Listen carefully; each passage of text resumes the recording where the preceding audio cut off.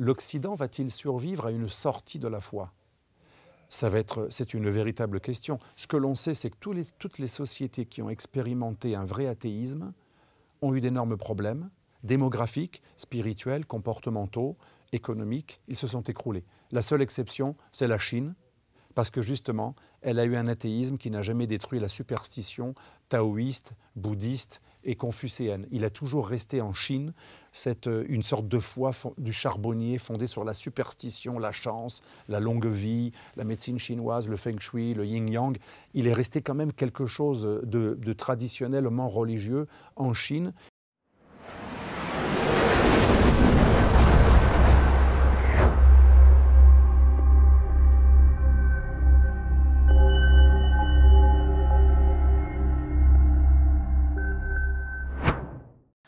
Bonjour chers abonnés d'Omerta, bienvenue dans ce nouvel entretien exclusif. Avant de commencer, je vous rappelle que notre nouveau magazine est disponible Trump-Poutine à l'assaut de l'Europe dans plus de 5000 kiosques partout en France et sur notre site internet. Procurez-le-vous dès maintenant. L'Église catholique revient au centre de l'actualité malgré la crise qu'elle traverse depuis plusieurs années. Nous allons en parler avec Alexandre Delval, géopolitologue, auteur du livre « Vers un choc global », publié aux éditions de l'Articheur. Bonjour Alexandre Delval. Bonjour. Bonjour. Vous évoquiez souvent les racines chrétiennes dans l'Europe, notamment dans votre livre « Pourquoi on tue des chrétiens dans le monde d'aujourd'hui ». Est-ce que ce lien est pour vous seulement culturel ou personnel? Merci de rappeler tout d'abord non seulement le dernier livre, Un choc global, mais mon vieux livre de 2013, je crois, Pourquoi on tue les chrétiens aujourd'hui. Alors, c'est pas très grammaticalement bon, mais l'éditeur préférait pourquoi on plutôt que pourquoi tue-t-on. Tue-t-on, ça faisait bizarre. Et ce livre a bien marché à l'époque, mais surtout, je montrais qu'il y avait plusieurs raisons pour lesquelles on tuait les chrétiens et qui n'étaient pas forcément celles que l'on croit. Et il y a plusieurs géographies. Il y avait deux parties de ce livre. Les endroits où on tue les chrétiens. Donc, beaucoup de gens pensent tout de suite aux pays musulmans. Oui, mais pas que. Également la Chine, l'Inde, des pays même comme le Vietnam. Il y avait certaines minorités comme les Hmong qui étaient persécutées aussi parce que leur christianisme était associé à de la trahison vis-à-vis de l'État. Et donc il y a trois grandes zones où on tue encore les chrétiens, parce qu'on n'en parle que dans des pays musulmans, mais en fait ça arrive tous les jours en Inde ou en Chine. Il y a les pays bouddhistes, hindouistes, qui vont tuer parce que le chrétien est considéré comme un prosélyte qui va en quelque sorte déraciner les bouddhistes et les religions asiatiques locales, bouddhisme, taoïsme, hindouisme. Ceux-là, ils vont reprocher aux chrétiens d'être une religion prosélyte, monothéiste, qui va répandre un universalisme totalement étranger aux religions asiatiques qui sont plutôt polythéistes. Deuxième zone, qui parfois est la même, parfois non, les zones où il y a des régimes communistes qui, eux, vont persécuter le chrétien parce qu'il est considéré comme un agent de l'Occident et un anticommuniste par essence, puisque le communisme est athée. Ça, c'est très important. Et une troisième zone qui est celle des pays musulmans où, à la faveur de la montée de l'islamisme, mais pas que, parce qu'il y a aussi le génocide des Arméniens a été perpétré par une élite nationaliste laïque à la fin de l'Empire ottoman qui était hostile à l'islamisme. C'était les fameux jeunes Turcs, Yenicheri. J'étais en Turquie il y a quelques jours. Si on est vraiment honnête, ce n'était pas la doctrine de l'Empire ottoman qui a tué les chrétiens, les Arméniens en Turquie. C'était au nom d'une doctrine qui était l'ancêtre du nationalisme turc qui va arriver plus tard avec Atatürk. C'était au nom d'une idée du nationalisme turc plutôt laïque. Et donc, parfois, dans les pays arabes ou les pays turcs ou les pays musulmans en général, on a tué à cause de l'islamisme, c'est-à-dire on accuse le chrétien d'être, en gros, un faux monothéiste trinitaire, la Trinité, qui va mettre en danger l'islam parce que le christianisme, celui qui est sincère et cohérent, il est prosélyte, donc une sorte de prosélytisme concurrent. Et donc, dans les pays musulmans, un chrétien peut être tué soit parce qu'il est la religion extérieure qui l'assimile à l'Occident croisé, el-Gharb el-Salib, l'Occident croisé, etc., l'homme de la croix, Salib. Et ça va être un grief qui est très très présent dans beaucoup de pays, pas uniquement musulmans, mais beaucoup musulmans, le chrétien comme cinquième colonne de la religion du colonisateur. Et ça peut être partagé, cette idée de cinquième colonne, tant par des mouvements islamistes qui, eux, ont un grief islamique envers le chrétien, donc une religion contre une autre, un concurrent, tout ce que vous voulez, deux universalismes concurrents ou opposés ou antagonistes, et d'autres vont penser au contraire que le chrétien va être gênant d'un point de vue nationaliste. C'est-à-dire que comme il est l'agent de l'Occident, il peut être persécuté également par des gens qui ont une doctrine nationaliste, pas forcément islamiste. C'est pour ça que suivant les zones géographiques, il y a des griefs différents, et je vais conclure là-dessus, sur la persécution des chrétiens. Mais ce que j'ai trouvé commun, je ne parle pas de la persécution en Occident, qui est plutôt de la christianophobie, rarement meurtrière, mais de la christianophobie. Mais dans la christianophobie que j'appelle meurtrière, que je distingue de la christianophobie idéologique, qui n'est pas toujours meurtrière, elle a un point commun tout de même, malgré ses différents griefs, ses différentes zones, c'est que le chrétien est vu comme une cinquième colonne de l'envahisseur, de l'ancien colonisateur ou de l'impérialiste ou même du sioniste et de l'américain. Parce que parfois, dans certains pays, c'est assez rigolo, le chrétien est accusé d'être un relais du sionisme, une sorte de sous-sioniste, de sous-juif. Il y aurait le juif qui dirigerait l'humanité et le chrétien serait un sous-juif qui serait là pour relayer les appétits de puissance ourdis par des sectes juives qui dirigeraient le monde. On retrouve très souvent ça. Mais en général, que ce soit le sionisme, que ce soit le christianisme, que ce soit l'Occident, le chrétien est vu comme une cinquième colonne qui va dénaturer le pays dans lequel il est. Il va apporter une ingérence, une acculturation occidentale. Et il rappelle l'ancien colonisateur, l'ancien croisé ou l'ancien impérialiste ou l'actuel impérialiste. Et est-ce que vous, personnellement, d'un point de vue personnel, estimez-vous toujours incarner cette foi aujourd'hui ? Oui, moi je suis chrétien, revendiqué, catholique. J'ai été extrêmement pratiquant quand j'étais jeune. Quand je dis extrême, pas au sens extrémiste, mais au sens assez cohérent et à la fois très spirituel et très religieux dans la pratique religieuse. J'avais atteint un degré de pratique très très très poussé, avec même un peu comme un moine presque, de renoncer à tous les biens de ce monde et à toutes les tentations dans une sorte de repli. Ça m'a fait beaucoup de bien, ça m'a permis de faire mes études, puisque en tant qu'ancien de quartier pas très très très bien fréquenté, j'avais fait quelques petites bêtises, j'étais pas spécialement un bon étudiant, j'avais raté mon premier bac, etc. Et puisqu'on me parlait de choses personnelles, et ce sont des chrétiens que j'ai rencontrés qui m'ont donné cette foi, mais que j'avais déjà un peu. On a tous un peu la foi, c'est rare les vrais athées, mais ils m'ont donné l'envie de prendre une colonne vertébrale et de devenir un chrétien pratiquant, parce que la foi c'est une chose, mais ça ne suffit pas. L'être humain a besoin de discipline. Il y a deux aspects dans la religion. L'aspect spirituel, là vous avez une foi, vous croyez en quelque chose de supérieur, mais il y a la partie pratique qui fait du lien, qui vous lie avec d'autres croyants qui ont la même pratique, mais aussi la pratique, comme on le voit dans le judaïsme et dans certains rituels d'un christianisme soit traditionnaliste, soit orthodoxe dans les pays non occidentaux, ou comme on le voit aussi dans l'islam ou dans le judaïsme, la pratique, la praxéologie, la pratique, le fait d'avoir des rituels, des disciplines répétées, régulières, avec une obligation de tel moment de la journée faire ceci ou cela, se comporter de telle ou telle manière. Ce que les chrétiens occidentaux ont beaucoup oublié, mais ils l'avaient aussi, cette pratique, elle donne une discipline. Elle permet de résister à des déviances, quand je dis déviance, ce n'est pas un jugement au niveau des mœurs, hein, c'est plutôt à des dérives, à l'oisiveté, à se perdre dans des choses inutiles, des mauvaises fréquentations, etc. Quand vous avez une discipline d'une pratique de n'importe quelle religion, vous apprenez à vous maîtriser.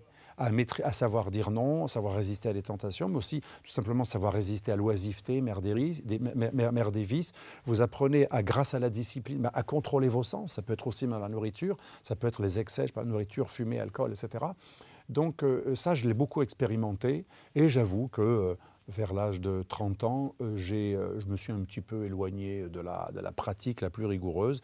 J'ai gardé quand même le christianisme, je pratique de temps en temps, mais j'ai beaucoup moins rigoureusement, mais j'ai gardé cette foi catholique, l'amour de la civilisation chrétienne, l'attachement à l'Église, la gratitude aussi envers une Église qui m'a, quand j'étais un jeune défavorisé, parce que j'avais été placé à la DAS et dans une enfance un peu complexe, disons.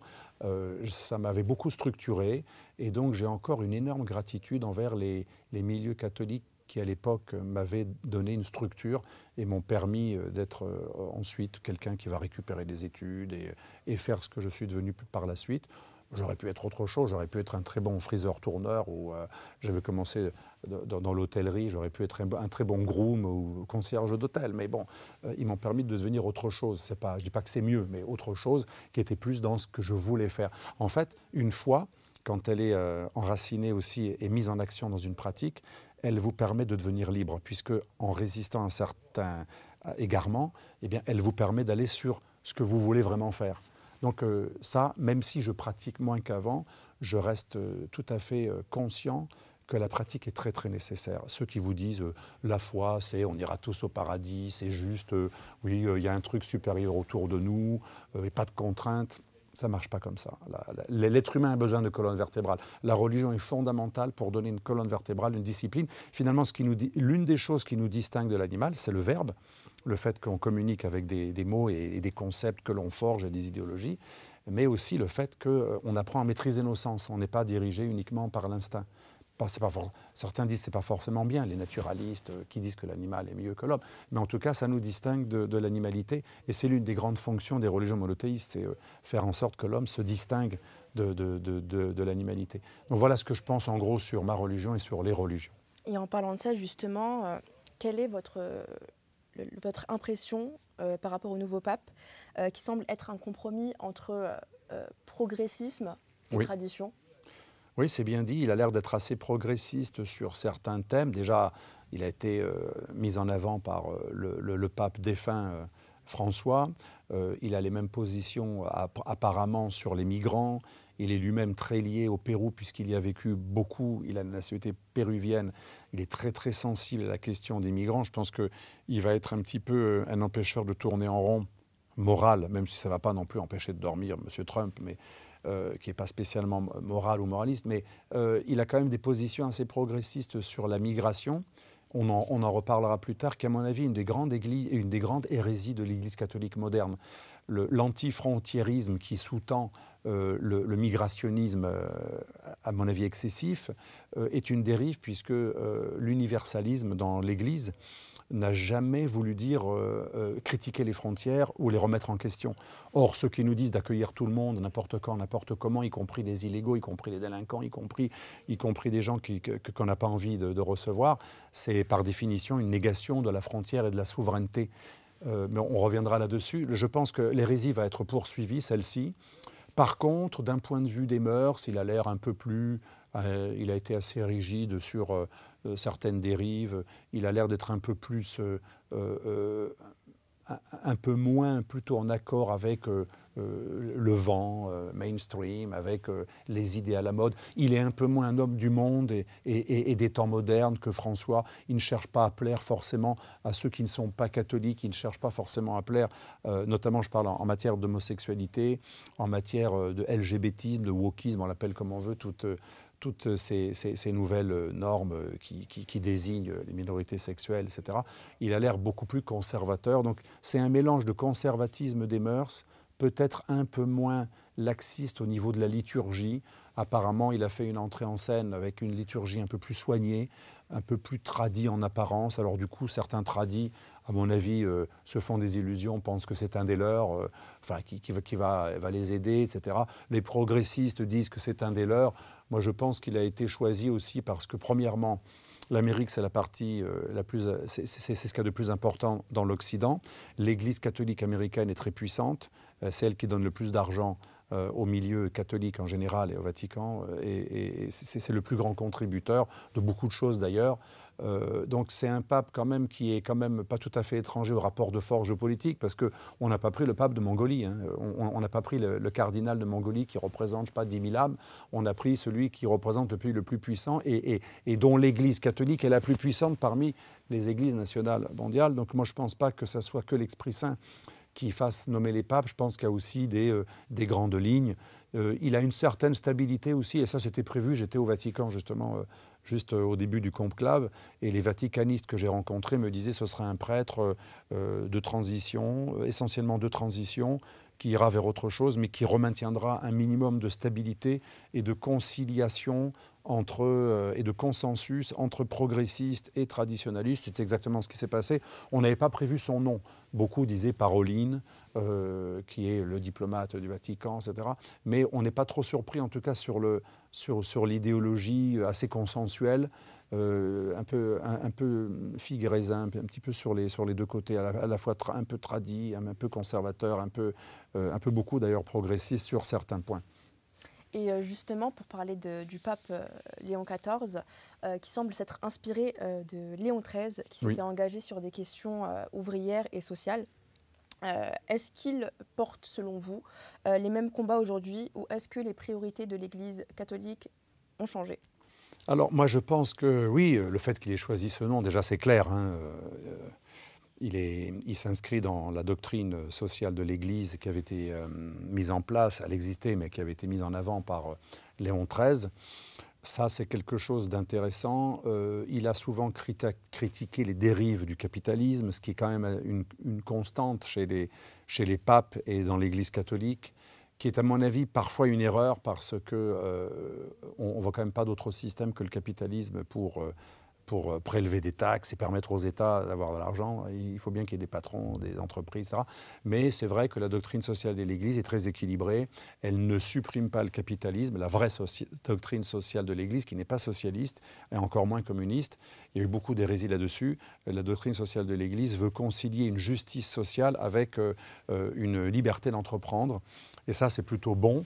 Donc, ce n'est pas forcément ultra progressiste parce que la doctrine sociale de l'Église officielle, elle est extrêmement équilibrée. C'est un capitalisme à visage humain avec un minimum de régulation et de justice sociale.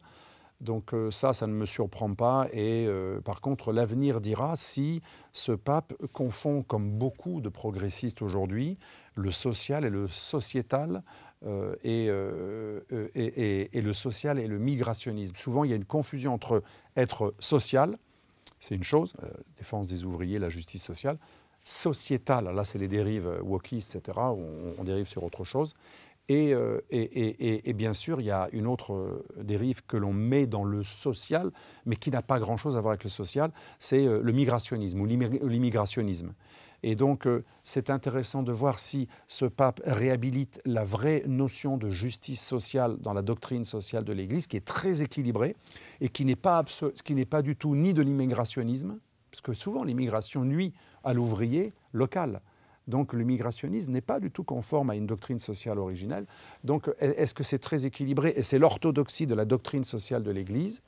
Est-ce que c'est la vision qu'en avait Léon XIII, qui est déjà une deuxième chose, ou est-ce que c'est une vision où on mélange un peu tout? Alors le sociétal, lui, il n'est pas trop branché là-dessus, mais est-ce qu'il va mélanger le social et l'immigrationnisme? Ça, c'est ce que l'on dit sur lui, c'est peut-être ce que l'on dit pour ce que disent les progressistes et les milieux immigrationnistes pour se faire plaisir. Je pense que ce pape pourra peut-être également parfois surprendre. Il est possible qu'il aille là où on ne l'attend pas. Il est beaucoup trop tôt, en tout cas, pour savoir exactement ce qu'il va faire. Et moi, je l'avais dit déjà depuis longtemps, depuis que le pape François a nommé des cardinaux, on a dit qu'il a nommé plus de 80 cardinaux, des gens qui étaient de son bord, etc. Il a souvent fait des choses aussi émotionnelles, sur un coup, parce qu'il a sympathisé, parce qu'il était d'accord sur un moment. Mais il y a pas mal de choses qui ont été faites sur le coup de l'émotionnel et du rapport humain. C'était un pape qui était beaucoup dans les rapports humains et la communication, mais il n'a pas nommé que des gens qui seront ultra progressistes, et c'est le fruit de la nomination aussi de Léon XIV. Et justement, on a vu que depuis le Concile Vatican II, l'Église semble s'être rapprochée d'une idée d'une vision progressiste. Est-ce qu'elle a été influencée, selon vous, par les grandes idéologies libertaires, libérales des années 60-70 ? Oui, libertaire, aujourd'hui, beaucoup parlent de libertarien, mais vous avez raison de dire libertaire, parce que 68, c'était une immense révolution libertaire. En gros, faites l'amour par la guerre, baise avec qui tu veux, etc. C'était l'époque. Moi, je vois tous les gens qui avaient 20 ans en 68, ils m'ont dit que c'était un immense bordel. Enfin, c'était vraiment le grand relâchement des mœurs. Hein. Donc, quand je dis immense bordel, c'est pas un jugement, je rigole, mais c'était, pour être poli, un grand relâchement des mœurs. Les jeunes d'aujourd'hui ont un comportement beaucoup moins débridé que ceux qui faisaient la révolution de 68. Donc il y avait une époque, il y avait un rejet de la morale traditionnelle, et on est passé d'un excès à un autre, etc. Et il y avait un côté libertaire, pas libertarien. Libertarien, aujourd'hui, ça veut dire autre chose. C'est souvent les libéraux, parfois même conservateurs. Hein. Musk, c'est un libertarien, etc. Donc, libertaire, souvent, on l'a utilisé aussi pour des milieux progressistes qui étaient pour une liberté presque infinie au niveau des mœurs, etc. Moi, je pense que l'Église n'est pas dans ce travers. Elle a un autre problème, l'Église. C'est qu'elle a un énorme problème avec le sexe. C'est-à-dire, moi, je me rappelle quand j'étais dans des écoles catholiques, quand j'étais jeune, vous étiez complètement culpabilisé si vous aviez osé séduire une jeune fille ou céder à un petit bisou quand vous étiez, je sais pas, quand vous êtes 12, 13, 14, 15 ans. Et vous avez des prêtres, et vous aviez...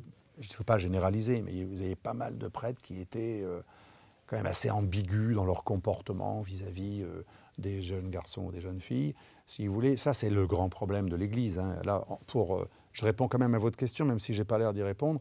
Ce côté libertaire, ce n'est pas ça qui caractérise une des tendances de l'Église, mais dans le cadre de mai 68, dans le cadre de l'après-concile et dans le cadre de cette société qui faisait un rejet de la morale traditionnelle et qui permettait tout. Également, il y avait quand même dans les années 70, le communisme était très présent. Et le vrai communisme idéologique de Engels, c'est le refus de la famille, c'est la liberté sexuelle, etc., etc. Donc c'était une époque qui était très révolutionnaire sur le plan des mœurs. Et l'Église catholique, elle commençait à dire qu'il fallait être moins exigeant sur le paradis, le péché. L'Église elle-même a réformé la messe. La fameuse messe en latin, ce n'est pas le latin qui pose problème, c'était une messe totalement différente, beaucoup plus centrée sur Dieu, avec le prêtre tourné vers Dieu, avec beaucoup plus de sacralité autour du moment de l'élévation, de la consécration de l'hostie, c'est-à-dire le moment de la consubstantiation. On a une Église donc qui a voulu être un petit peu plus proche du monde, des temps modernes, etc. Et dans ce contexte, ce n'est pas forcément voulu, il y a eu aussi une infiltration, il faut le dire, d'une partie du marxisme idéologique dans l'Église, puisque beaucoup de prêtres ouvriers qui étaient adeptes de la théologie de la libération, d'idées, une sorte de mélange de la croix et de la faucille et du marteau, ils mélangeaient Marx et un peu comme on le voit beaucoup en Amérique latine autour d'Hugo Chavez. Moi, j'ai beaucoup étudié la pensée de Chavez et de beaucoup de chavezistes en Bolivie, au Pérou ou ailleurs. Très souvent, ils mélangent le communisme et le Christ. Et on a même des anciens terroristes d'Amérique latine qui ont fait une synthèse entre le marxisme révolutionnaire de Carlos et le christianisme. Et dans ce contexte global, il faut savoir qu'à l'époque, le communisme soviétique était très bien vu. On avait des grands philosophes occidentaux comme Sartre qui disaient que les anticommunistes étaient des salauds et qu'il fallait nier l'existence des goulags, que c'est pas vrai qu'on avait mis des gens dans les goulags, c'est-à-dire qu'on avait des gens qui étaient totalement complices avec les pires massacres de Staline et qui étaient à Saint-Germain. D'ailleurs, on disait même à l'époque, mieux vaut avoir tort avec Sartre que raison avec Raymond Aron. Raymond Aron, c'est l'ancien homme de gauche modérée qui était devenu éditorialiste au Figaro, libéral, philosophe politique, géopolitologue, adepte des relations internationales, réaliste. Il avait écrit Démocratie, totalitarisme. Et bref, il valait mieux avoir tort. Donc on savait qu'on avait tort avec les marxistes comme Sartre, qui niaient le goulag, que raison avec celui qui dénonçait le totalitarisme et qui défendait les démocraties. Donc dans ce contexte global, malheureusement, l'Église catholique a été infiltrée et beaucoup de gens qui étaient des catho-communistes ou des catho-socialistes ou qui avaient une vision presque Polnareff de l'Église, on ira tous au paradis, tout est pardonnable, le Concile Vatican II a fait de nous une Église super cool, tout est pardonnable. Donc si tout est pardonnable, on ira tous au paradis. Et je ne dis pas que c'est le Concile Vatican II, mais certains ont interprété le Concile Vatican II, comme vous le savez, qui a été mis en œuvre par des des papes comme Jean XXIII, Paul VI, etc., et poursuivi, et ensuite qui a été défendu par tous les autres papes successifs, ce n'était pas forcément quelque chose qui était déviant ou qui contenait ces germes-là. Mais le Concile Vatican II, en faisant certaines concessions au monde, a donné l'impression à certains qui étaient subversifs que tout allait être permis à l'intérieur de l'Église. Donc c'est plutôt l'après-concile qui était un problème que le concile lui-même. Il n'a pas été appliqué. Il a d'ailleurs été... Beaucoup de choses du concile n'ont pas été appliquées. Le latin est toujours resté la langue officielle de l'Église. La messe traditionnelle n'a jamais été interdite. Les beaux chants grégoriens n'ont jamais été interdits par le concile. C'est l'interprétation du concile qui a dit on va faire des églises avec des guitares, avec des gens qui font de l'écologie, de la politique, qui font venir... J'ai vu une fois en Sicile une église avec une barque, et au moment juste avant la communion, on fait venir des enfants dans la barque qui vont singer les migrants à Lampedusa. C'est une église ONG. Voilà, ben ça c'est l'après-concile. On a fait une église ONG qui a été totalement dans la dérive de l'horizontalité au détriment de la verticalité. D'ailleurs, je crois que j'ai peut-être été un peu plus loin que la question, je vais m'arrêter là. On peut rebondir là-dessus si vous voulez. Et je pense que l'Église, à partir de cette mauvaise interprétation du Concile, s'est littéralement suicidée. Et je reviens à votre question, mais très rapidement. Alors que normalement, sa doctrine, comme toutes les religions monothéistes, considère certaines mœurs sexuelles comme contre nature. Je ne dis pas que c'est mon opinion ou que moi je n'ai absolument rien contre les minorités sexuelles, etc. Mais l'Église catholique a dans sa doctrine non pas une condamnation de l'homme. On dit souvent « je ne condamne pas le pécheur ». Moi, je vais même boire un verre avec le pécheur. Le prêtre va parler avec le pécheur, mais il va condamner, il va plutôt dire que son péché est un péché. Ce n'est pas la personne qui est condamnée, c'est l'acte qu'il fait qui est considéré non conforme à la vision de l'Église catholique. Et ça, il y a eu une énorme dérive, puisque dans le cas de cette interprétation très Paul Naref, on ira tous au paradis, vous savez, la chanson On ira tous au paradis, c'est devenu un peu ça l'Église, et donc du coup, les séminaires ont accueilli n'importe qui. Mais vraiment n'importe qui. Moi, j'ai connu des prêtres qui croyaient à peine en Dieu, qui étaient des militants écologistes, des militants migrationnistes, des militants communistes, des militants socialo-communistes, des militants anticapitalistes. Enfin, il n'y avait plus rien à voir avec la verticale. On a eu beaucoup de prêtres jusqu'à une vingtaine d'années qui faisaient, comme l'abbé Pierre d'ailleurs, dont on a su les dérives sexuelles bien plus tard, parce que quand vous êtes bien vu et que vous vous dites à gauche et que toute la bien-pensance immigrationniste est avec vous, on cache même vos pires forfaits. C'est Mazarin qui le dit dans Bréviaire aux politiciens. Le grand Mazarin disait « Quand ta réputation est faite, tout te sera pardonné.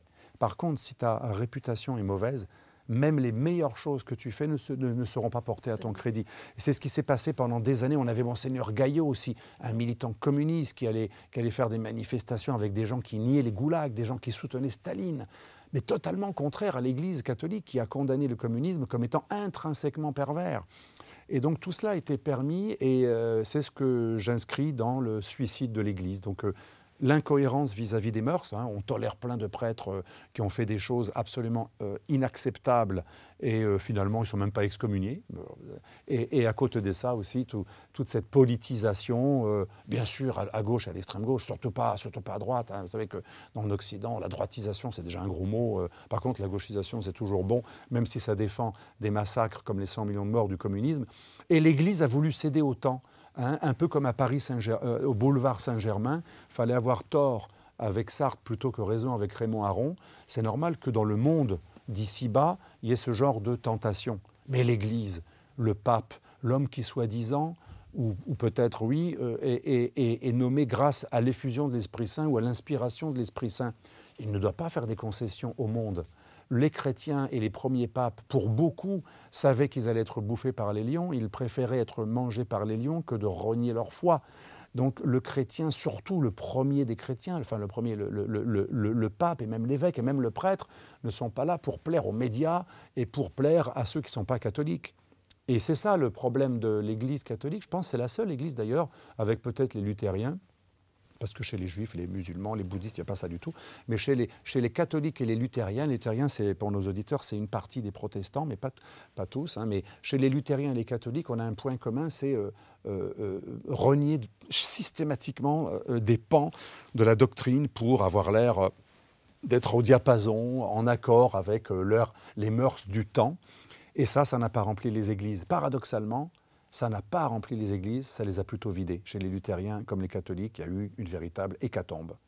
Et en parlant de ça, justement, cette perte de l'influence de l'Église a-t-elle contribué à déstructurer l'homme européen? Moi, je pense, oui. Alors, je vais même vous parler, là, presque, je vais revenir avec ma veste d'universitaire de géopolitologue, je ne vais pas parler en tant que quelqu'un qui a la foi, je vais parler en tant que quelqu'un qui observe cyniquement les choses. Napoléon avait eu une réflexion très intéressante. Il n'était pas croyant. Il venait de la secte des Jacobins, qui avait d'ailleurs massacré des prêtres et des nobles, et il n'était pas spécialement croyant. D'ailleurs, en Égypte, il a fait croire même qu'il était musulman, il était prêt à renier sa foi. Il a dit qu'il était moniste, avec un seul Dieu. Il a laissé l'ambiguïté sur sa foi. C'est quelqu'un d'être assez malin. Il était très pragmatique. Il s'est fait sacrer, mais il a pris lui-même la couronne. Et donc, qu'est-ce que disait Napoléon? Même si la foi est quelque chose que nous jugeons être une superstition, elle est utile pour éduquer les âmes. Il fait allusion aux écoles et il a réconcilié l'esprit révolutionnaire, parce que c'est un homme qui vient de la révolution, même la plus dure, avec la foi, parce qu'en tant que cynique pragmatique militaire qui observe les rapports de force, mais aussi les rapports humains, y compris mentaux, il avait compris que la religion, elle donne un cadre, une colonne vertébrale, et il avait compris quelque chose de très intéressant. Si vous êtes sacré alors qu'il n'était pas croyant, quand le sacre permet à un roi ou un empereur d'avoir une légitimité, pas uniquement parmi les hommes, mais qui vient d'en haut, ça donne une énorme force à votre pouvoir. Quand il y a ce qu'on appelle l'hétéronomie. L'hétéronomie, c'est quand le pouvoir vient d'une norme qui soit au-dessus de l'être humain, qui soit divine, de droit divin, que ce soit un monarque ou un empereur ou un calife dans l'islam, avec le pouvoir qui vient de Dieu. D'ailleurs, les catholiques disent « omni potestas ad Deo », le pouvoir, tout pouvoir vient de Dieu. Ça donne une légitimité extraordinaire. On n'a pas trouvé beaucoup mieux depuis le début de l'humanité.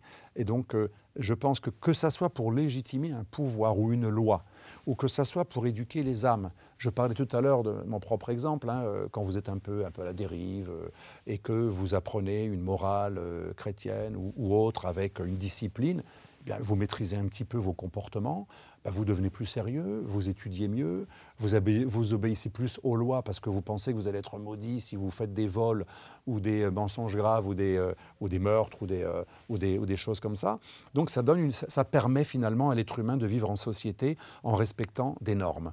Et donc c'est extrêmement important. Et l'Occident qui veut sortir de la foi, comme dit Emmanuel Todd, je suis rarement d'accord avec lui, mais dans le dernier livre, j'étais assez d'accord, quand il parle de la sortie de la foi, c'est l'un des grands problèmes de l'Occident. L'Occident va-t-il survivre à une sortie de la foi ?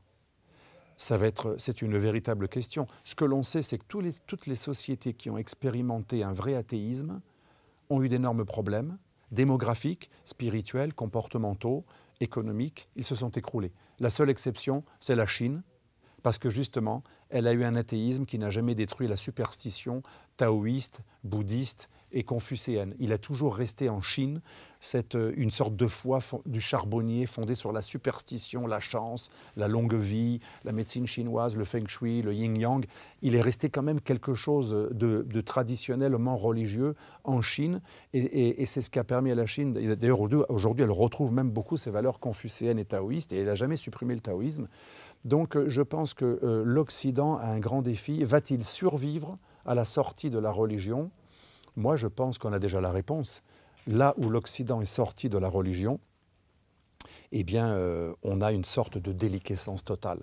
Plus de respect des lois, plus de démographie, plus envie de faire des enfants, plus envie d'avoir une famille. C'est vrai que s'il n'y a pas de religion, s'il n'y a pas d'au-delà, s'il n'y a pas de vie après la mort, à quoi bon faire des enfants ? C'est l'absurde qui revient. On se dit finalement tout cela est fou, tout cela est complètement absurde. Donc je vais jouir de l'instant présent et s'il n'y a rien après la mort, si tout cela est totalement absurde, ça va s'arrêter dans d'affreuses souffrances de vieillesse ou de maladie. Et finalement, je jouis de l'instant présent et j'ai plus aucun plan. Et surtout, il n'y a plus de sens. Si l'homme est la mesure de lui-même et l'unique mesure de lui-même, il n'y a plus de sens. Est-ce que selon vous, le projet mondialiste cherche à effacer les racines du peuple, des peuples, notamment celles liées à l'Église catholique? Alors, il y a deux choses là-dedans. Le projet mondialiste qu'on peut appeler globaliste, moi j'ai appelé ça cosmopolis, ou le projet cosmopolite, c'est-à-dire l'idée c'est de faire une sorte de gouvernance mondiale. Ça ne part pas forcément d'une mauvaise intention. Je pense qu'il ne faut jamais prêter trop d'idées complotistes aux gens, aux acteurs géopolitiques. Il y a vraiment des acteurs sans se cacher, donc ce n'est pas un complot, y compris parmi les pères de l'Union européenne, comme Jean Monnet, qui ont toujours pensé que petit à petit, l'humanité va progresser vers une conscience mondiale, et l'Europe est une étape vers cette conscience mondiale qui elle-même débouchera sur une gouvernance mondiale, qui elle-même un jour débouchera sur une sorte de fédéralisation internationale, mondiale. Qu'est-ce que j'appelle fédéralisation? On commence par une fédération européenne. Quand on y arrivera, ce n'est pas encore fait, mais c'est le projet non avoué mais réel de l'Union européenne, puisque Jean Monnet disait lui-même, ainsi que Schuman, il faut y aller par étapes. Par étapes, c'est la cuisson du homard ou de l'anguille. Par étapes, on va les amener à ça, mais il ne faut pas leur dire directement, mais par des petites choses annexes, ça va finir par arriver et déboucher sur une gouvernance mondiale. Une fois que l'Europe aura fait un saut fédéral, ça fait longtemps qu'on n'y arrive pas, mais c'est toujours le but, et plus que jamais depuis le Covid et la guerre en Ukraine, et même la crise de 2008, depuis qu'on a mutualisé, qu'on a fait des espèces de dettes européennes pour quoi qu'il en coûte, pour pouvoir tout financer, qu'on a rompu un petit peu certains tabous que maintenaient les Allemands sur la planche à billets, le quantitative easing. Il y a eu en échange une sorte de demande de fédéralisation, ça ne s'est pas encore fait, mais admettons que ça se fasse. Comme l'Europe doit s'élargir de manière infinie, dès lors que l'Europe se fédéralise, et que cette Europe s'étend en même temps qu'elle se fédéralise, c'est-à-dire elle s'élargit en même temps qu'elle s'approfondit, elle devient elle-même une immense machine à détruire les souverainetés et à préparer une gouvernance mondiale. Et comme certains ont le même projet, que ce soit au Canada ou en Australie, l'Occident, en gros, devient le champ d'essai d'une gouvernance mondiale qui a pour but de créer un jour un gouvernement mondial. Le problème, c'est que comme il y a l'émergence de pays non occidentaux qui ne veulent pas des structures et des valeurs de l'Occident, et en plus, à l'intérieur de l'Occident, il y a une division, puisque maintenant le plus gros morceau géopolitique de l'Occident, le plus puissant, l'Amérique, est dirigé par quelqu'un qui est hostile à ce projet globaliste. Ce projet a quand même de sérieux obstacles. Mais il est toujours là, et beaucoup de globalistes pensent qu'après Trump, on reviendra à une Amérique globalisante et globaliste, qui elle-même participera à ce projet mondial qui au départ était lancé par les États-Unis, et qui ensuite, lorsque les États-Unis redeviennent nationalistes, ce projet est porté par des Occidentaux, je dirais atlantistes et adeptes de cette vision. Deuxième partie de la question, il y avait l'Église catholique. Je dirais que l'Église catholique, et c'est bien malheureusement que je le reconnais, fait partie de ce que j'appelle les structures mondialisantes. Alors le mondialisme, c'est le projet de faire toujours vivre tout le monde dans un gouvernement mondial. Je distingue le mondialisme de la mondialisation qui, elle, c'est le constat d'échanges perfectionnés, de plus en plus perfectionnés, d'échanges de transport et de moyens de communication et de paiement qui non pas unifient la planète, mais qui permettent les échanges économiques et même sociaux. Mais la mondialisation n'a jamais voulu dire mondialisme, puisque la mondialisation, elle est née il y a très longtemps. Il y a eu 4-5 grandes phases de mondialisation. On a connu la mondialisation des Portugais, des Italiens, des Espagnols, des Mongols. On a connu la mondialisation à l'époque de la route de la soie. Et donc, il y a eu plusieurs formes de mondialisation. Et avant la Première Guerre mondiale, il y avait une mondialisation assez avancée. C'est-à-dire que les échanges ne débouchent pas forcément sur la suppression des frontières et des souverainetés. C'est assez nouveau que l'on confonde mondialisation et mondialisme. Le mondialisme, contrairement à la mondialisation, ce n'est pas des techniques d'échange entre les êtres humains, c'est un projet qui vise à détruire les souverainetés pour créer une gouvernance mondiale. Et je le répète, ce n'est même pas un complot, puisque c'est tout à fait avoué par des penseurs à Davos. Il n'y a pas que Soros, on fixe toujours sur lui, à Davos, au sein même de l'OCDE, au sein des démocrates américains, voire des néoconservateurs américains, mais surtout des démocrates, au sein des sociodémocrates européens, au sein des leaders canadiens. C'est quelque chose de tout à fait assumé, au sein d'organisations multilatérales aussi, qui rêveraient un jour d'être à l'origine, de contrôler ce projet mondialiste. Et ce projet mondialiste, forcément, pour pouvoir se réaliser, il a besoin de détruire les souverainetés et les identités. Les identités sont vécues comme des empêcheurs de tourner en rond, comme des obstacles à cette idée de gouvernance mondiale qui déboucherait sur un super-État mondial. Et l'Église catholique, bizarrement, n'est pas uniquement une cible. Elle est devenue un acteur de ce mondialisme, ce qui est nouveau. Jadis, elle fut la cible, on en parlait juste avant, quand l'Église catholique a été infiltrée par... moi, je ne crois pas aux théories du complot, encore une fois. Il y en a qui parlent beaucoup des francs-maçons, de je ne sais pas quoi. Non, c'est très simple. L'Église catholique a voulu ressembler au temps moderne, et à l'époque de 68 et de la gauchisation de cette révolte de la jeunesse, qui en même temps était une révolte gauchiste et en même temps une révolte consumériste, parce que c'était aussi l'époque du pop, la libération sexuelle, etc.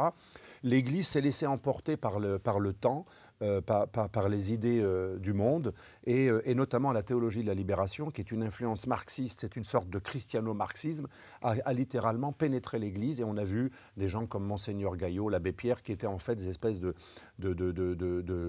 prélats immigrationnistes à fond, sans frontiéristes, misérabilistes, hostiles à l'argent, au capitalisme, aux entreprises, avec des postulats totalement irréalistes, mais surtout l'idée que la frontière est un instrument de torture. Ça, c'est vraiment Et donc l'Église, après des années d'infiltration de cette... C'est même pas une infiltration occulte, hein, tout ça s'est passé ouvertement dans les séminaires, dans les nominations. Même le pape François a nommé beaucoup d'évêques tiers-mondistes, anti-frontiéristes, pro-migrants.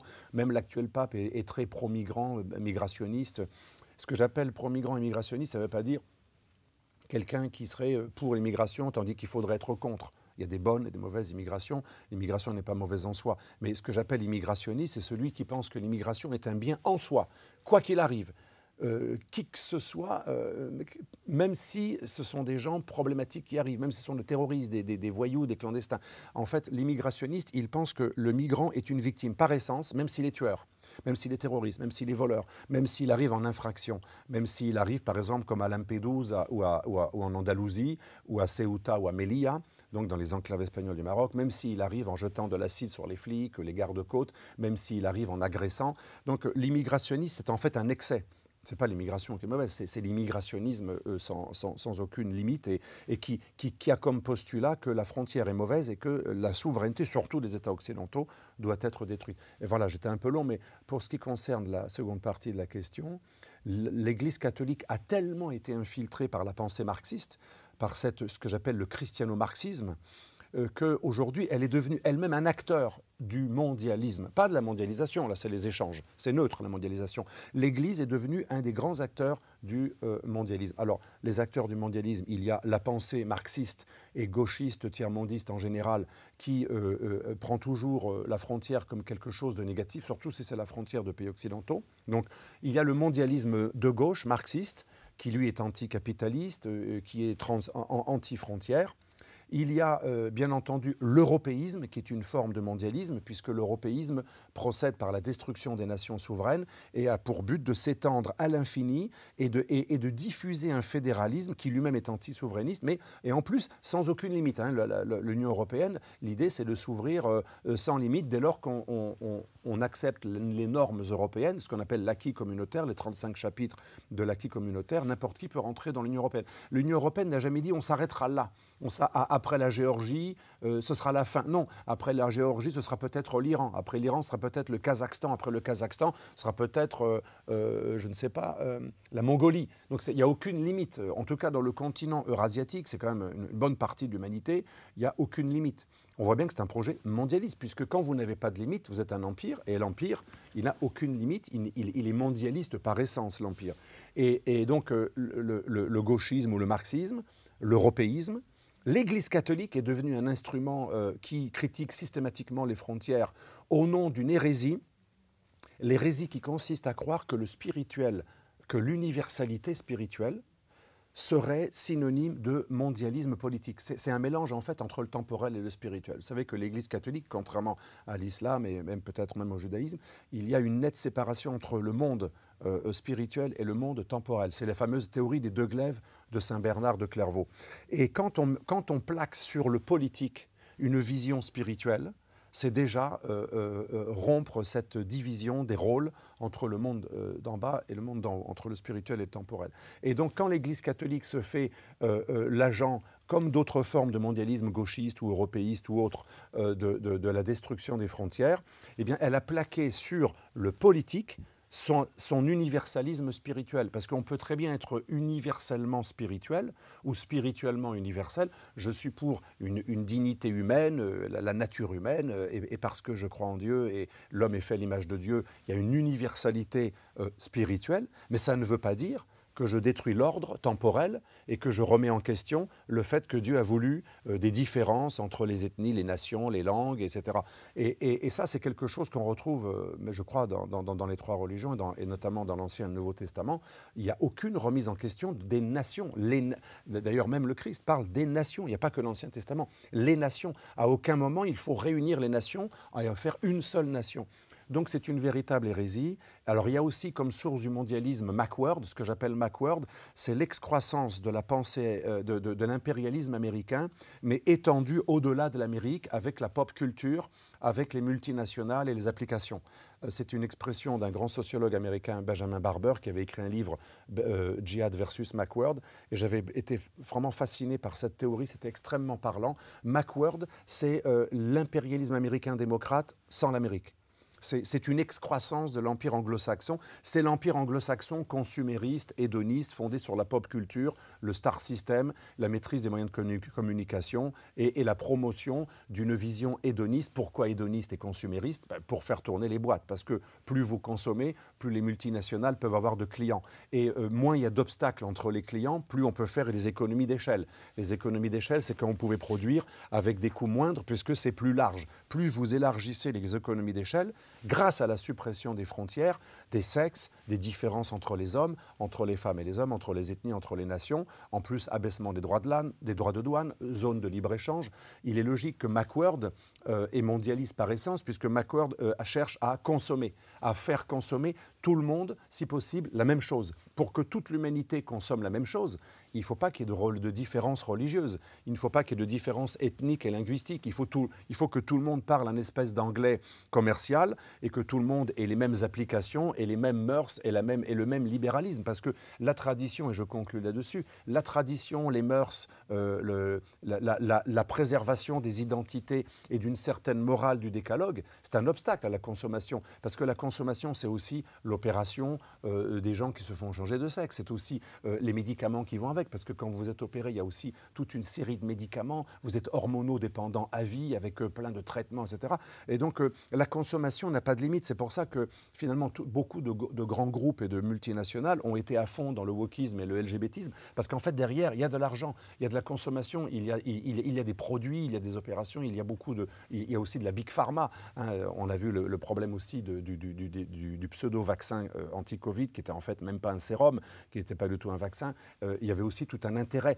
Cet intérêt financier, il résonne de manière globale. Donc gauchisme, Église catholique, européisme, Macworld, vous voyez, on a plusieurs formes il y a aussi l'écologisme, qui est une forme aujourd'hui de globalisme, puisque l'écologisme nous dit, pour mieux combattre le réchauffement climatique, il faut supprimer les nations, puisque le réchauffement climatique est quelque chose de global. C'est vrai. Et bien dans ce cas-là, la nation n'est pas le bon échelon pour lutter contre le réchauffement climatique. Soyons globalistes. C'est pour ça que les écolos radicaux sont tous à fond pro-migrants, immigrationnistes. D'ailleurs, ils parlent parfois plus des migrations, des migrants de Lampedusa ou des Palestiniens que du climat, parce que en fait, c'est devenu un prétexte pour lutter contre le nationalisme. Voilà, pour résumer, l'Église, c'est bien dommage, ça me fait mal au cœur en tant que catholique de le dire, l'Église n'est plus la cible du mondialisme. l'Église catholique, c'est grave ce que je dis, et je vais me faire insulter par mes amis catholiques.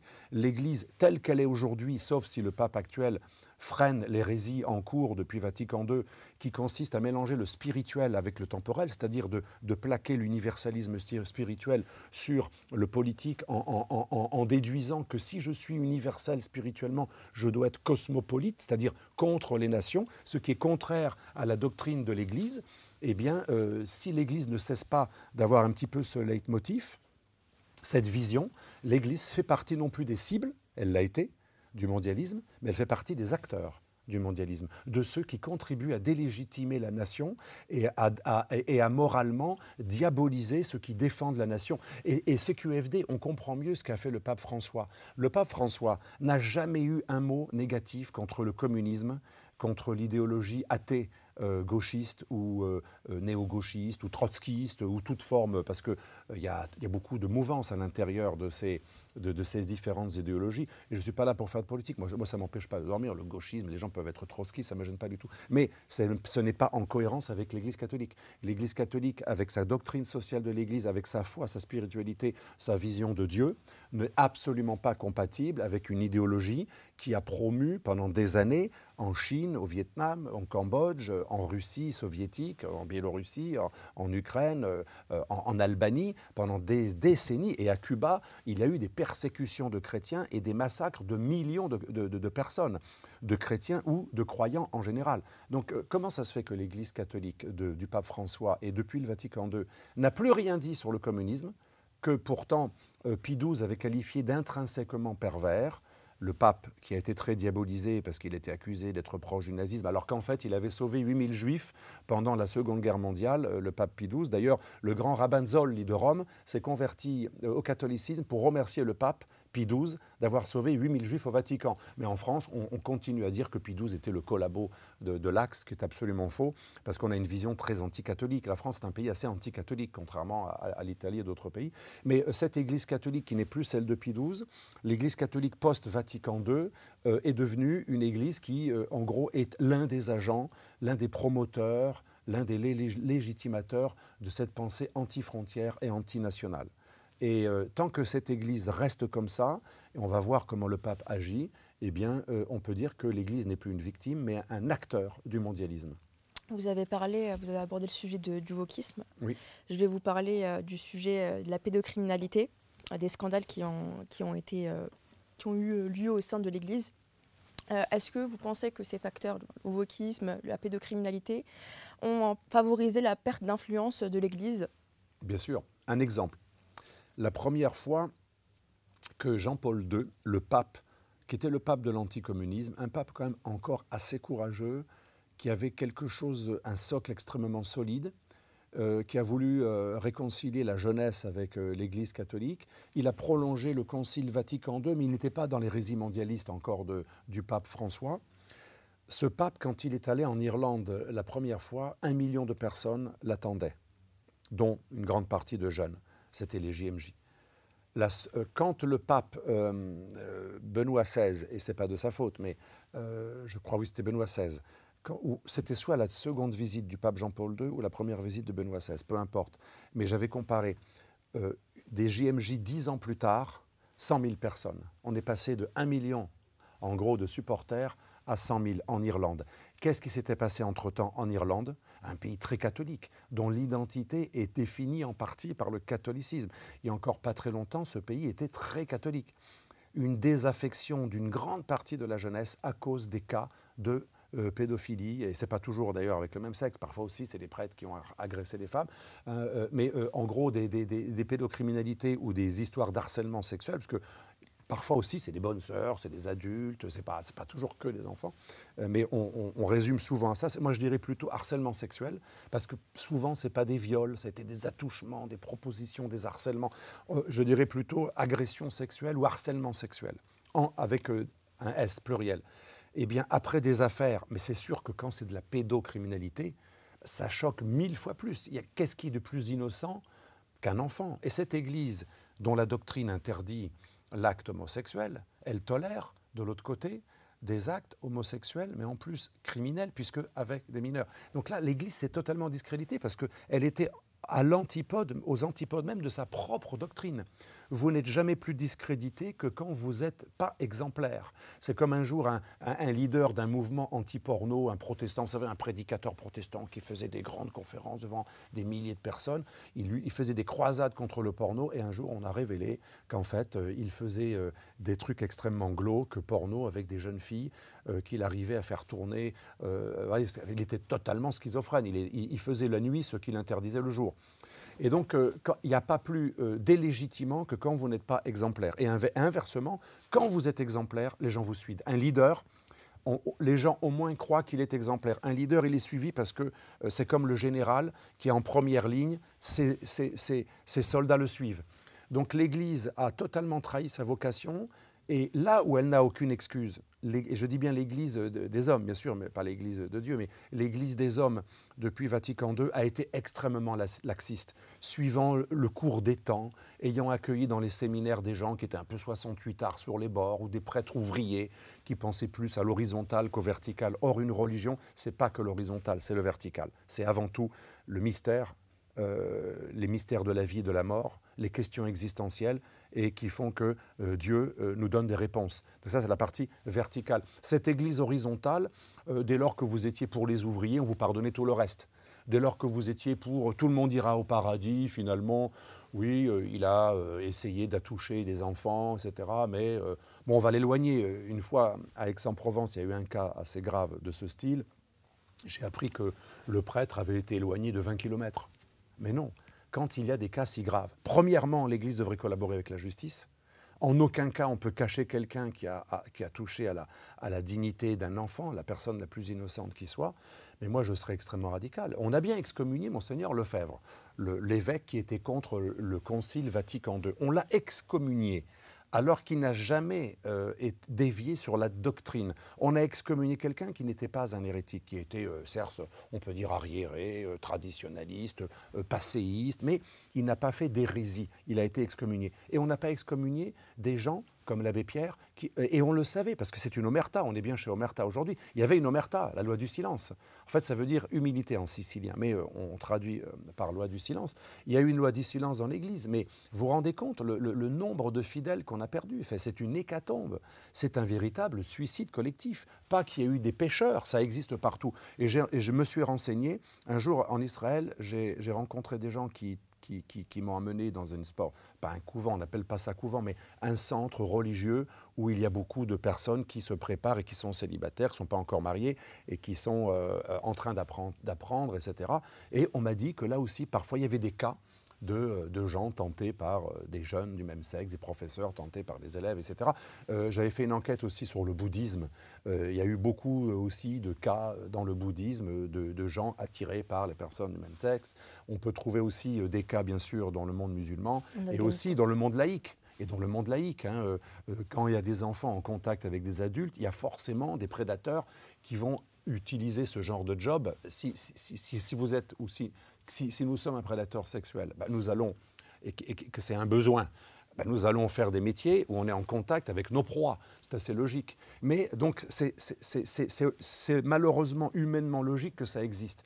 Par contre, c'est absolument révoltant, scandaleux, absolument inexcusable qu'au nom de la loi du silence ou au nom du secret de la confession ou au nom de la miséricorde, il s'est confessé, il va repentir, on ne punisse pas temporellement. L'Église aurait dû excommunier, mais dès lors qu'elle avait des preuves qu'il y a des gens qui sont des prédateurs sexuels, il devrait y avoir une excommunication pure et dure. Et là, contrairement au milieu laïque, parce que, je répète, les cas de pédocriminalité existent. J'ai même vu des chiffres du ministère de l'Intérieur. C'est même légèrement plus élevé dans les milieux laïques que dans les milieux catholiques. Parce que bien sûr, nos auditeurs ont bien compris que l'Église catholique, quand il y a des cas de prédateurs sexuels, ce n'est pas dans une église pendant la communion. C'est en général dans des centres aérés, des écoles, des lieux en dehors de l'Église où le prêtre ou des aumôniers sont en contact. Et bien c'est pareil dans les centres aérés, dans les écoles laïques, et dans les prisons, il y a plein d'endroits où ça existe, dans les colonies de vacances. Eh bien, l'Église, pourquoi on ne lui pardonne pas? Parce qu'elle c'est elle qui a le moins le droit de le faire, puisqu'elle est censée être contre ce genre de relation en dehors du mariage. Comme dans le judaïsme ou dans l'islam, dans la chrétienté, les relations sexuelles doivent être dans le cadre d'un mariage, idéalement, ou en tout cas, elles ne doivent pas être contre nature. Donc, en ayant toléré des choses illégales du point de vue du droit canon, illégitimes d'un point de vue spirituel, et en plus contre nature, alors ce n'est pas mon opinion, on va dire que je suis homophobe, pas du tout. L'Église pense que c'est contre nature. L'Ancien et le Nouveau Testament qualifient les actes de type pédocriminel ou même homosexuel de contre nature. Alors l'homosexualité est autorisée, on n'est pas là pour critiquer l'homosexualité, la religion a son point de vue, l'être humain le tolère, la France le tolère, etc. Par contre, quand la relation homosexualisante est liée à une pédocriminalité, c'est-à-dire que là on agresse un enfant, une personne qui n'est pas mineure, l'Église, elle est triplement en faute de ne rien faire. Donc voilà, j'étais un peu long, mais pour vous répondre, je pense que c'est le suicide de l'Église que d'avoir toléré tout ça. Et à mon avis, c'est presque voulu. On remarque que ceux qui ont toléré ce genre de choses étaient pratiquement tous des gens que j'appelle de l'Église conciliaire déviante. Parce qu'il y a le Concile Vatican II, qui à mon avis a quelques faiblesses, mais il n'était pas d'une mauvaise intention. Ensuite, il y a l'interprétation du Concile qui a été une déviance totale, où on a fait n'importe quoi. C'était l'Église Paul Naref. Tout est parti un peu en vrille, y compris la liturgie qui est devenue, vous savez, Christ est ton ami, tu l'as rencontré avec une guitare, tam-tam, etc. Il n'y avait plus aucun sacré, aucune liturgie sacrée. Mais ça, c'est les excès de Vatican II. Et dans les excès de Vatican II, tous ces gens qui ont été aspirés, des prêtres ouvriers, des théologiens de la libération, des marxistes qui voyaient dans le Christ une sorte de Marx qui croit en Dieu, si vous voulez, ceux-là, pour eux, ce n'était pas très très grave les cas de pédophilie, puisque eux-mêmes, dans les milieux trotskistes, dans les milieux néo-gauchistes, à l'époque, plus maintenant peut-être, mais à l'époque, dans les années 70, il y avait cette idée que l'amour libre, les théories de William Reich, vous savez, c'est l'un des inspirateurs de mai 68, William Reich, qui a beaucoup influencé, qui a connu Cohn-Bendit. J'ai lu son livre, La Révolution sexuelle. Il prône l'amour libre entre adultes et enfants, y compris enfants prépubères. Vous vous rendez compte? C'est des gens qui avaient cette idéologie, qui ont fait 68, et parmi certains d'entre eux, qui étaient adeptes d'une synthèse trotsko-marxisto-chrétienne, beaucoup ont été acceptés dans des séminaires. Et c'est ceux-là qui ensuite ont été tolérants, puisque dans leur doctrine gauchiste, c'était pas si grave que ça. Moi, j'ai rencontré des aumôniers de prison dans les années 80-90, puisque j'avais quelqu'un dans ma famille qui était aumônier de prison. Parfois, il y avait des réunions, j'étais curieux, je voulais voir comment ça se passait en prison et quel était le récit d'un aumônier. Et j'ai souvent été choqué de gens qui disaient « mais c'est pas si grave », parce que moi je disais « mais vous allez voir ce pédophile là, qui se vante d'avoir tué, après avoir violé un enfant, etc. » Et on me disait « non, mais c'est des gens qui ont des problèmes, il faut être miséricordieux ». Il plaçait dans ces personnes prédatrices presque une pitié envers une victime. C'est la victime, il est la victime de la société, il est la victime de ses instincts, il a des problèmes, il ne sait pas se contrôler, etc. J'ai souvent constaté un extrême laxisme. Or, l'Église doit être impitoyable. Parce que l'Église, ce n'est pas que l'Évangile ou qui suis-je pour juger. L'Église, c'est aussi l'Ancien Testament, où il y a une punition. Et là, je termine là-dessus. L'Église catholique, elle est tombée dans une deuxième hérésie. Il y en a une troisième qu'on verra tout à l'heure. La deuxième hérésie, c'est que la charité a écrasé la justice. Dans une religion, il doit y avoir un équilibre entre le désir de justice, le besoin de justice et le besoin de charité. La charité, c'est bien. La miséricorde, le pardon, c'est très bien, à condition qu'il y ait une justice. Si la justice est au détriment, si la charité est au détriment de la justice, ça veut dire que vous allez donner votre pitié à quelqu'un qui est un prédateur, qui est un bourreau, qui est du côté du mal, objectivement du mal, parce que dans les religions, il y a le bien et le mal. Et donc c'est ça la grande erreur de l'Église, c'est qu'au nom d'une charité, à cause de l'horizontalité, cette Église horizontale qui ne voyait que le pardon, les théories gauchistes, comme quoi on n'est jamais responsable de ce qu'on fait, un prédateur, un tueur, s'il est victime de son enfance, c'est un peu du freudisme aussi, ou de la société. Donc finalement, le pécheur, on mélange cette doctrine déresponsabilisante qui est celle des juges, de beaucoup de juges du syndicat de magistrature, on mélange cette doctrine avec le pardon chrétien et on fait une hérésie, parce que le pardon chrétien, il n'est pas comme ça, le pardon chrétien, c'est à condition de se repentir. Dieu, et notamment à travers Jésus, pardonne s'il y a une contrition, même dans la confession chrétienne, c'est pas je fais une saloperie, j'y vais, je recommence. Non, il doit y avoir une contrition. La contrition, c'est la ferme intention de ne plus jamais recommencer. Jésus dit souvent, je te pardonne quand il a rencontré des bandits, mais ne recommence plus. Mais il ne lui dit pas, essaie de ne pas recommencer, ne recommence plus, c'est un ordre. Et donc l'Église a oublié que la justice est associée à la charité. Et elle a oublié la justice au profit de la charité. Et c'est devenu une Église qui a fini par tolérer plein de choses et qui n'a pas voulu prendre des mesures. Et l'actuel pape, moi ça me désole. Même le pape qui vient d'arriver, Léon XIV, qui est assez clean là-dessus. Il y a quand même une affaire où on l'accuse à un moment d'avoir été laxiste. Il n'a rien fait de mal, hein, ce n'est pas du tout un prédateur sexuel. Il est contre, bien sûr. Mais même lui, apparemment, à un moment, lorsqu'il était évêque, je ne sais plus à quelle période de sa vie, il aurait été un petit peu laxiste sur un cas. Nous allons le payer pendant des siècles. L'Église catholique, tant qu'elle n'aura pas été impitoyable avec tous les prédateurs sexuels, n'aura pas de répit. Elle perdra cette légitimité qu'elle a notamment beaucoup perdue en Europe. Heureusement pour elle, l'Église africaine, qui tolère beaucoup plus d'ailleurs les unions avec les femmes, parce que en Afrique, l'homosexualité est un tabou et le fait de pouvoir avoir des relations sexuelles est quelque chose d'assez difficile à interdire. En Afrique, il y a des soupapes, c'est-à-dire que les prêtres sont moins ennuyés s'ils ont des aventures avec des femmes. De toute façon, le prêtre ne fait pas de vœu de chasteté. Il ne fait pas de vœu de chasteté, il fait un vœu d'abstinence. Il doit se retenir, mais il a le droit de ne pas être vierge. Il a le droit d'avoir eu une expérience sexuelle, contrairement à une bonne sœur. En Afrique, en Amérique latine et en Orient, là où les prêtres sont un petit peu plus, j'allais dire, excusez-moi, mais un peu plus virils, où il y a une plus grande tolérance du fait d'aller avec la personne du sexe opposé, comme longtemps pendant l'Église catholique, les papes Borgia avaient des enfants et des femmes. Pendant de nombreux siècles, il y a eu des prêtres mariés dans l'Église catholique, et quand ils ne pouvaient plus, il y avait une énorme tolérance, même au sein de la papauté. Les Borgia avaient des enfants, etc. Et donc ce puritanisme qui diabolise le fait que le prêtre ait une relation avec le sexe opposé a attiré forcément des gens qui avaient des mœurs qui n'étaient pas compatibles avec cette Église. Et je pense que tant qu'elle n'a pas réglé ce problème, l'Église aura une énorme difficulté à retrouver sa légitimité. Merci Alexandre Delval pour cet entretien, c'était très très intéressant. Merci à nos chers abonnés d'Omerta d'avoir regardé cette vidéo et je vous dis à très bientôt.